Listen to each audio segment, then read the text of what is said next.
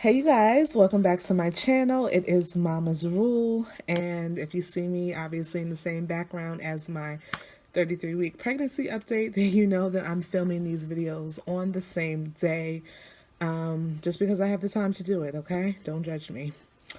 This video is going to be what I kind of briefly discussed in my 33-week pregnancy update, which is my, I guess you can say, C-section story. 2014, I had a C-section with my first child, Jeremiah.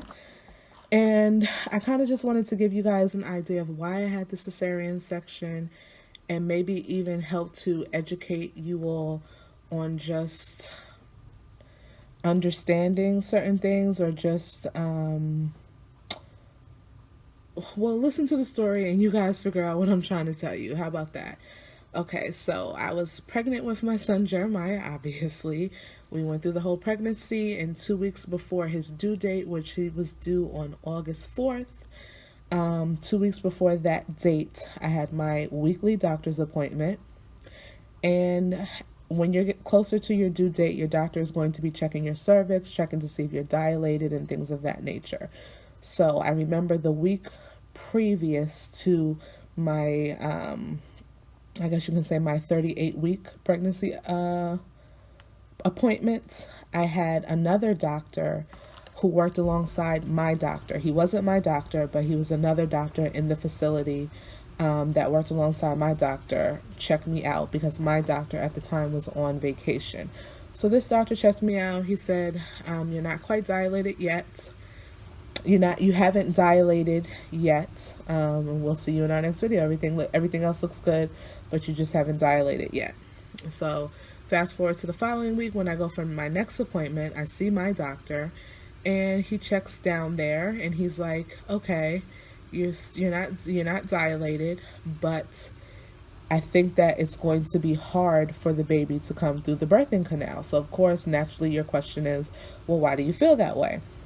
He explained that I had something called a platypoid pelvis. I believe the hand gesture that he made for that type of pelvis is kind of like this, almost like it's flat, whereas a normal pelvis, I believe, is a little bit more rounder. So, of course, my husband and I had never heard of a platypoid pelvis before, so naturally, again, you're going to ask the question, well, what is that? And he explained that it's flatter, which means that when the baby trying to come through the birth canal, it might be harder for the head to get through the canal based upon your flatter pelvis.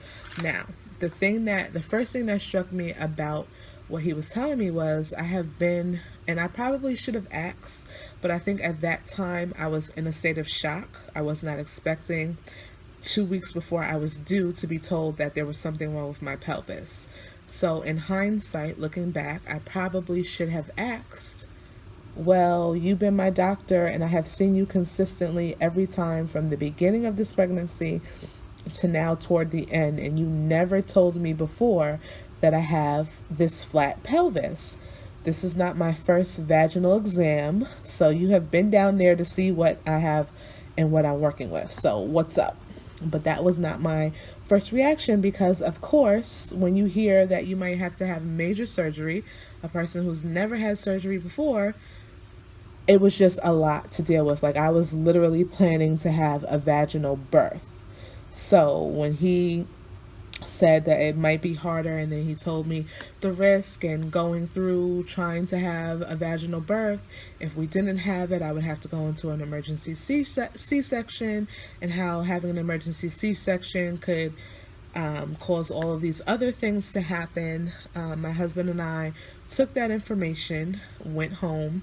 I remember going on the internet trying to do some research on platypoid pelvises.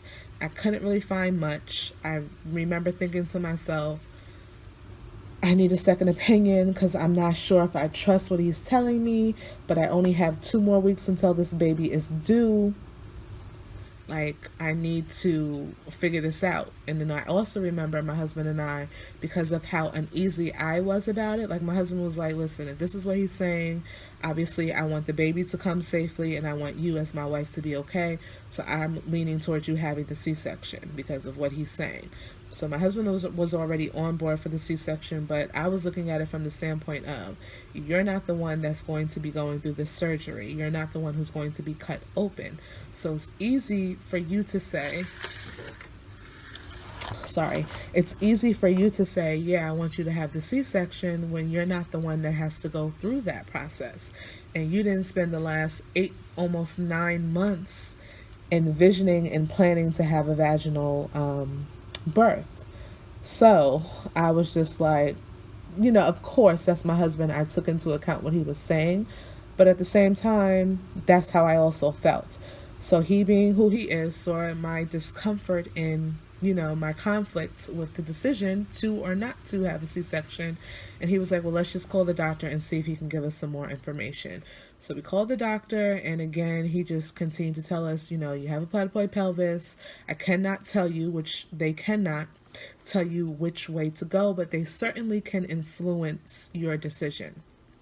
And in hindsight, my doctor definitely, with the negatives of trying to have a vaginal birth with a platyploid pelvis, influenced my decision to really go ahead and just have the C-section. Plus, again, guys, I was 2 weeks before my due date. They had told me I wasn't dilating, so I'm like, well, I don't want to spend the rest of the last 2 weeks not dilating. I was very naive on pregnancy terminology and dilation and all of that stuff. Like, I could have left there that day and dilated and things of that nature, but that's neither here nor there. So I made the difficult decision to go ahead and schedule the C-section. We scheduled the C-section. Thanks be to God that everything went well. One of my issues too, one of my issues with having a C-section also, was the fact that I really didn't want someone to tell me when my child was going to be born. Like, it's not your decision, doctor, to say this is the day he's going to be born. So the blessing for me, I would say, in that whole process was when I was scheduled to have him, which was August 1st, I was contracting that morning. Like, I was going through contractions, and I knew at that time what contractions felt like because I had gone through a miscarriage, and through that miscarriage I had contracted. So once you feel contractions, you know what they are, you know what they feel like. It's a feeling that you'll never forget. Once it could be 5 years that you had them, and then you're pregnant again and you have them, you know what a contraction feels like. So that morning I was having contractions. I remember going to the hospital, then putting us on the monitor as we're prepping for the C-section, and the nurse saying, wow, do you know that you're contracting? And I'm like, yeah, I feel it. And obviously on the machine you can see the contractions and things like that.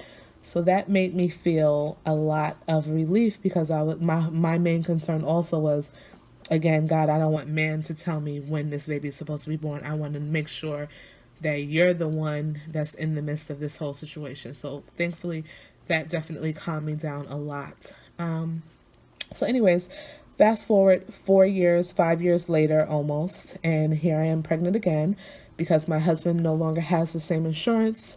We had to go through another doctor. So I have a new doctor for this baby. And when we did our consultation with the doctor, once they confirm it's a viable birth or pregnancy and everything is going well, you sit down with the doctor and you go over your medical history, blah, blah, blah, blah. So we're in his office, my husband and myself, and he's like, okay, so I see here that you had a C-section. Tell me why you had a C-section. And I explained to him that I had a C-section because my doctor at the time told me I had a platyploid pelvis 2 weeks before the due date. Guys, if you would have seen the way this doctor looked at me and looked at my husband, mainly me, I was like, whoa, like, why does he look like that? And he kind of just had like a face of shock, just like, what? And so he said, the only way you could have been diagnosed with a platyploid pelvis is through x-ray. So if you're telling me that this doctor told you you have a platyploid pelvis just by a vaginal exam, there's no way that that could be the case, because you would have had to have had a x-ray. I never had an x-ray on my pelvic area ever.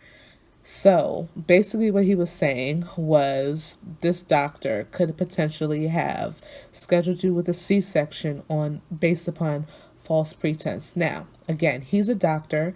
He's not a lawyer. He's not someone who can give you his opinion on what steps to do next type of thing. But immediately in my mind, I'm thinking, okay, that's a lawsuit. If I don't have a pet, first of all, I'm thinking of the other doctor, like you made me get this, not made me, because again, they can't make you do anything. I had a choice. Either you're going to do the C-section or you're going to try to have the vaginal birth. I chose to have the C-section based upon that doctor leading me to believe that if I did try to have the baby the natural way, it would be a very tough delivery. And even this new doctor that I'm seeing, I'm not going to say his name because I don't have his permission to say his name, but the new doctor that I'm seeing, he was like, and you could have still had a vaginal birth with a platypoid pelvis. It could, I don't even think he said it could be harder. He just said you could still have had a vaginal birth. Now, since then, I have done some research and seen that a lot of women have had vaginal births with the diagnosis of platypoid pelvis. So I know that what he was saying was correct. But anyways, he can't tell me, my current doctor can't tell me what to do in that regard. The blessing with this current doctor is he's like, listen, if you want to have a VBAC, which is a vaginal birth after cesarean section, I'm totally supportive of that. I just need to see your medical records so I can see the type of cut that you had. If it's this type of cut, which I don't remember what the two terminologies of the cuts are, if it's this type of cut, he was like, I feel more comfortable going ahead and allowing you to have the vaginal delivery.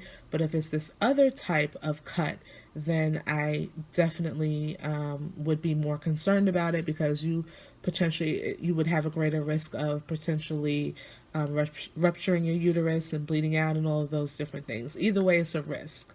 So he was like, once I see your records, it's up to, I'll make the determination on what I feel most comfortable with. So I was grateful for that. Long story short, regarding the medical records, I'm still waiting for this doctor that I had previously to release the medical records. But I just wanted to do this video so you guys kind of knew what were the surrounding issues with me having a C-section with my son, as well as just to kind of give you guys encouragement just to follow whatever you feel like is best for you. Now, in that situation where we had the C-section, my husband and I talked about it, we prayed about it, we felt like this was the right route to go because we didn't want to put myself or my son at risk. But it's always good and important to do your research, just in making sure that you're doing what's best. If I could go back and turn those, clocks back to 2014 when this doctor is telling me this, I would have probably asked him how come he didn't know that I had a platypoid pelvis before. I probably would have called another doctor to see, even in that 2-week span, can I get a second opinion? And maybe just by a phone conversation with another doctor, I would have been more assured of the fact that, girl, you don't really need to have this surgery because you're not properly diagnosed. So I just wanted to do that quick video so that you guys understand where I was with that pregnancy and kind of where I am now with this pregnancy.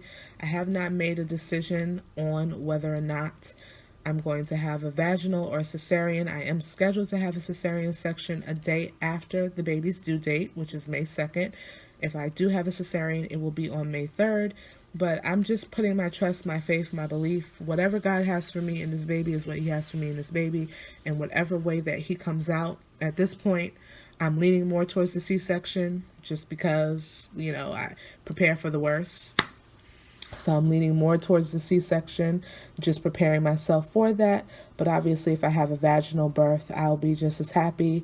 And I will keep you guys obviously posted. You guys are going to be here with me through the rest of this pregnancy. So we'll all find out which way I'm going to go. But like I said, I wanted to do this video so that you guys are more informed on what that situation was for me. All right. Thank you guys so much for watching. I hope I made sense in this video. Kind of feel like I've been all over the place. I don't know. You guys tell me. Please, I didn't say this in my last video. Please like, comment, and subscribe. I know that I have a lot more people viewing my videos, so I would love to hear your feedback on what you feel, what you want to see.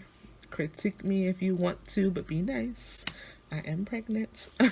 But let me know if I know you, because I know some people that I know watch these videos. Give me a shout out. Let me know you watching, and I will see you guys in my next video. Bye-bye.